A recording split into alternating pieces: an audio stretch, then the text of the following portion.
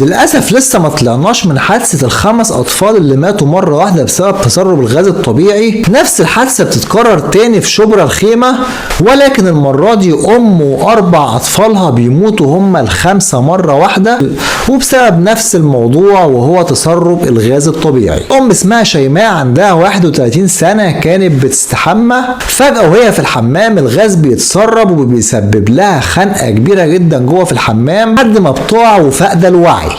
وواحدة واحدة الغاز بيبتدي يطلع من باب الحمام وبيتسرب بره في الشقة لحد ما بيوصل ل4 أولادها وبيموتوا هما ال4 وهم مش حاسين بأي حاجة. ال4 أطفال محمد ومصطفى وأحمد ومسك للأسف ناموا هما ال4 وما صحيوش تاني.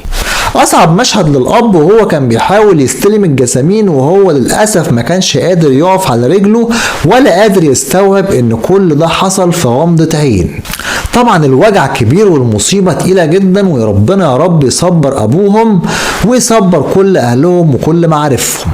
وبأكد عليكم للمرة الألف خلوا بالكم من وصلات الغاز وخلوا بالكم من السخانات وتسريب الغاز الطبيعي، لأن ده القاتل الصامت. فجأة الغاز بيتسرب وانت بتستنشقه ومش حاسس ان انت بتستنشق اي حاجة، وفي لحظة بتتخنق وروحك بتطلع.